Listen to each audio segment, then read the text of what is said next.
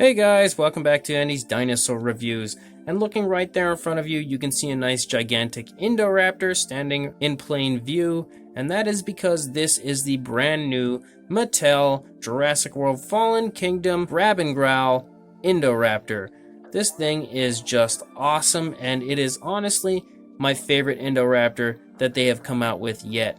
I really love that super articulated version that they had before, but there was something a little off about the head sculpt. It just looked a little weird to me, and I feel like compared to what the actual dinosaur looks like in the film, this head sculpt is 100% better than the other one. It's a little longer. I feel like the other one was a little shorter. This one is longer and more accurate to what you see in the film, and the teeth definitely look a little better on this guy than they looked on the previous super articulated one. Regardless, let's take a closer look at it, and you can see how nice this thing is. Now, starting up here at the head, it's a little bit too shiny. It is very nicely glossed, the whole body is, as the Indoraptor has that very shiny reptilian look in the film. So the detail may be a little bit bright in this light, hopefully not too bright, but you can see that the sculpt work of the scales and everything all over the head looks incredible. It looks very nice. As I mentioned, the teeth definitely look significantly better on this guy than they looked on the articulated version. And the inside of the mouth, of course, has that beautiful gloss and that reddish type of a color for the inside of the mouth. Even the top of the mouth, even though it doesn't have that reddish color, it is still very nicely sculpted. Looks very good.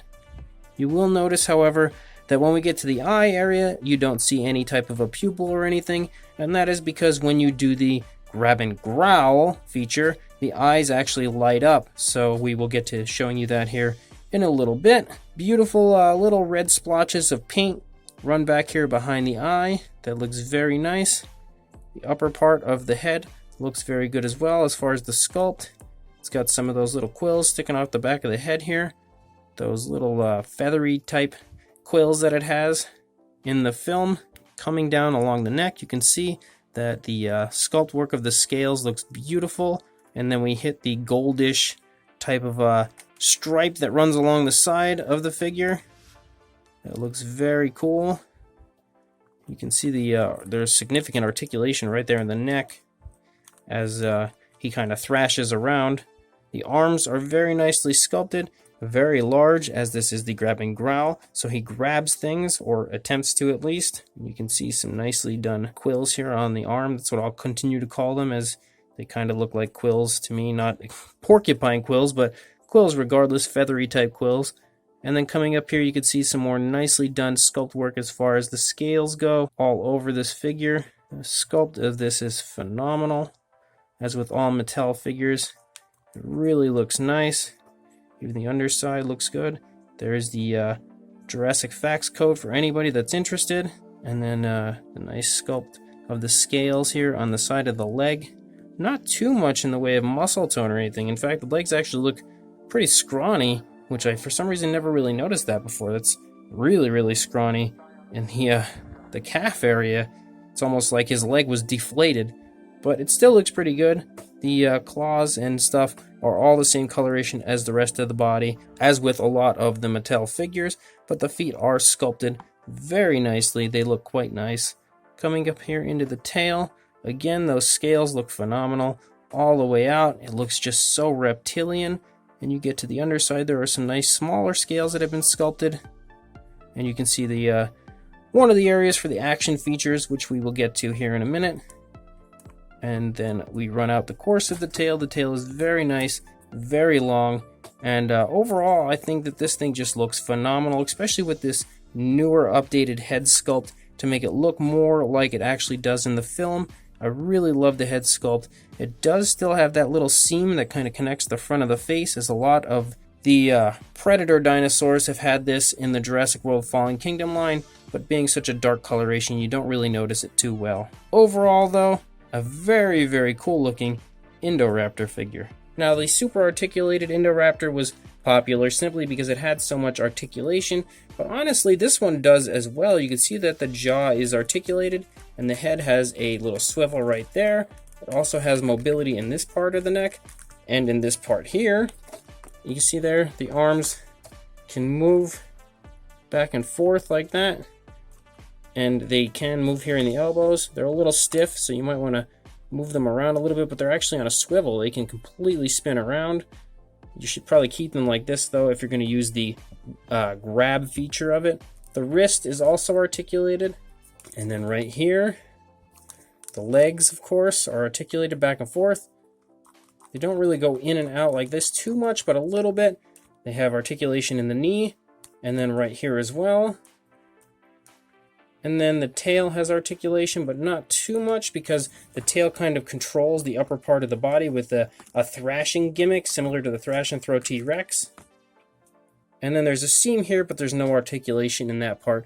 But the tail is a rubbery material at this point, so you can also move the tail. Now, to give you an idea of the action features of this Indoraptor, you can see that he is just absolutely massive compared to this mercenary guy. So the scaling isn't perfect, but you bring him up here. There's this little button here on the back of the tail.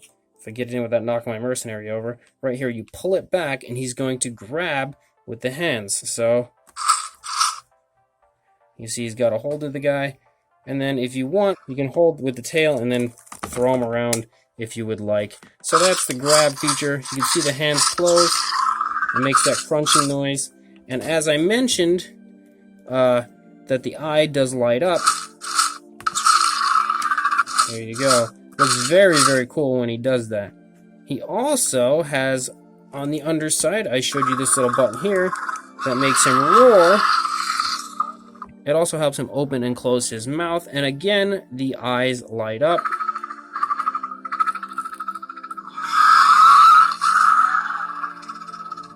It looks very, very cool. I really do love this.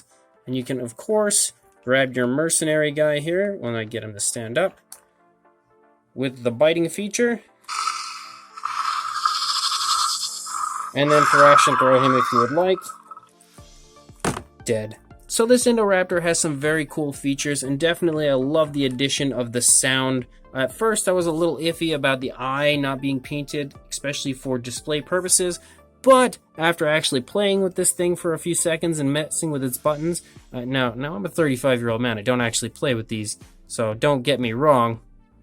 Or I don't play with them too often. Luckily, I have a son, so it's okay that I play with them. But regardless, you can see that the eye lighting up is actually a very, very cool addition, and I really do like that. We'll get a nice close-up shot. That looks super cool, in my opinion. So I do really like that. I actually like both of the action features, and that is why I think that this one is a little bit better than the articulated version that they had previously released. Now I actually have the articulated version right here. So bringing in the articulated version, this is the articulated Indoraptor, and this is the newer grab and growl Indoraptor, and you can see that the grab and growl is actually a good bit larger than the articulated version. So that is definitely another plus in my opinion, as I am a fan of big figures. It is another plus for the grab and growl Indoraptor over the articulated one. That is not to say that the articulated one isn't a good figure, because it is phenomenal. I love that one as well. But giving you a shot here of the face of both, you can see the it's not too easy to make out, but the head sculpt, especially of the teeth, is a little nicer on the newer one than the older one. The older one still looks pretty darn nice. I really do like it, but I feel like something about the head sculpt was a little off compared to the newer one. The newer one definitely looks better. So now that I mentioned that this Indoraptor is a pretty large figure, you're probably wondering how large. So I'm going to measure this guy right now and show you. You won't be able to see me putting it to the tip of his tail, but you can trust me when I tell you it is at the tip of his tail, as he's pretty darn big. You can see that he is a little over 17 inches long, or about 43.5 centimeters. So that is just huge. As far as like a height goes, he kind of stands however you want him to stand. So that really depends on you and how tall you want him to be. But if I stood him up a little bit and measured him right there, he's about 9 inches tall, or almost about 23 centimeters. And he's not even standing up all the way.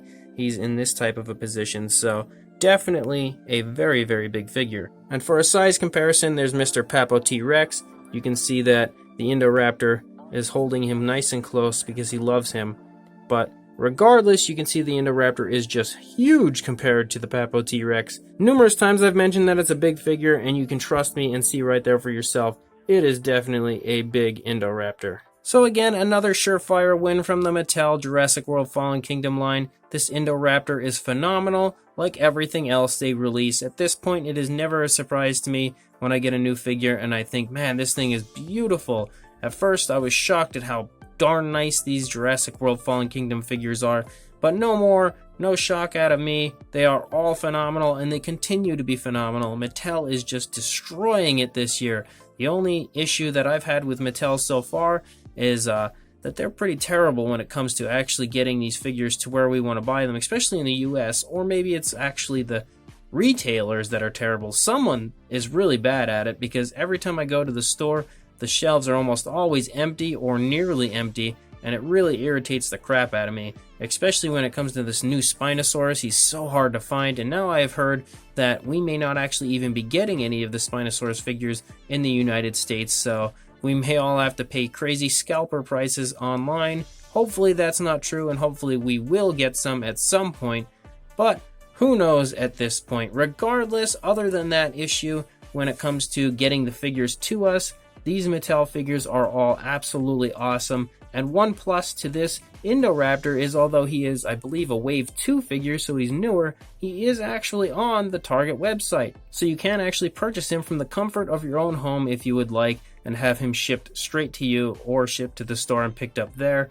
He runs about $30. For that price, it's a steal. This thing is incredible, has the beautiful action features, it is super highly detailed, looks phenomenal, improved sculpt, and is bigger, and of course has these awesome light up eyes and noises.